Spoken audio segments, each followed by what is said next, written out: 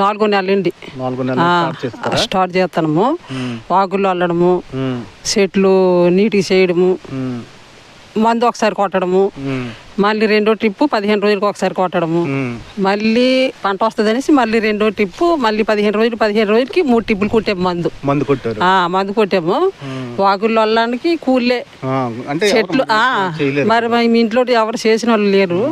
అన్ని పెట్టుబడి పెడతారమ్మా. ఎంత పెట్టుబడి పెడతామంటే మాకు 2 ఎకరాలు ఉంటుంది దగ్గర.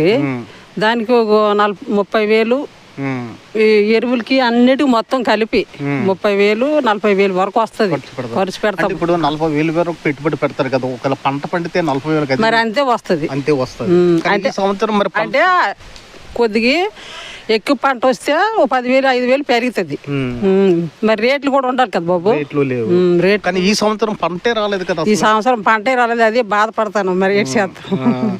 అంటే ఇప్పుడు జీడి రైతుల తాలూకు ఆవేదన ఎలా ఉందంటే, జీడి రైతులకి మరి ఏం లాభం లేదు. నేను మాది ఒకే పంట, అది సంవత్సరానికి ఒకసారి కానీ పండుతుంది అనేసి ఎంతో ఆశపడతాను. కాకపోతే మరి మధ్యలో ఇలా ఇవి వస్తాయి కానీ ప్రభుత్వం నుండి మాకు ఏం సహకారం లేదు. ప్రభుత్వం ఏం చేయడం లేదు. ఎరువులు కానీ మందులు కానీ ఏమి ఇవ్వడం లేదు. కొన్ని అవే ఇస్తే మాకు కొంతవరకు కాపాడుతాయి కదా.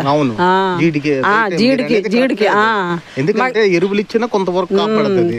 సబ్సిడీ ఏరు మీద ఇస్తే బాగుంటది కానీ అవి ఇవ్వటం లేదు. తర్వాత మేము మామూలుగా షాప్ మీద కొనుక్కొని ఎరువులు వేసుకున్నాం. మరి ఏం చేస్తాం, దిగుబడి రాలేదు. ఇప్పుడు కూడా చూస్తాం పంట వస్తుందని. 3 సార్లు కొట్టాం మందులు. ఇంకెన్నిసార్లు కొడతాం బాబు. అంటే వీళ్ళు చాలా పెట్టుబడి పెడతారు జీడి అంటే చాలా పెట్టుబడి పెడతారు కదా. జీడి పంట రావడానికి ఎంతో పెట్టుబడి పెడతారు. అంటే 3 times మెడిసిన్ కొడతారు. అంటే ఏదైనా పురుగు అంటే ఏదైనా చీడ తగిలితే మరి పిక్క దిగుబడి రాదనుకొని 3 times అనేది మెడిసిన్ కొడతారు. నెక్స్ట్ ఏంటంటే వీళ్ళు ఏంటంటే 4 నెలల నుంచే తోట మీద పెట్టుబడి లేబర్కి పెట్టేసి పెట్టుబడి పెడతారు. కానీ వీళ్ళు ఊహించినంత పంట అనేది రాదు. అంటే ఎంత బాధపడుతున్నారంటే రైతులు. ఇప్పుడు మీరు చెప్తున్నారు కదా, తను ఒక రైతు, 2 ఎకరాల రైతు. ఆవిడ చెప్తున్నది ఏంటంటే సబ్సిడీ మీదనే మాకు ఎరువులు వస్తే కొద్దిగా పెట్టుబడి తక్కువ అవుతుందని ఆలోచన. కానీ సబ్సిడీ మీద కూడా గవర్నమెంట్ వీళ్ళకి ఇవ్వడం లేదని చెప్తున్నారు. ఆ సిరీస్ మేడంకి ఒకసారి వచ్చి మాకు చూడమన్నాడు రైతులకి. మేము ఏంటంటే ఆవిడకి గెలిపించాం కాబట్టి మాకు అవి సహకరించాల. ఆవిడ సహకరిస్తే మాకు కొద్దిగా హెల్పింగ్ అవుతుంది. అది అంటే ఉద్దానం తోలుక జీడి రైతుల తోలుక సమస్యలు ఇన్ని ఉన్నాయి.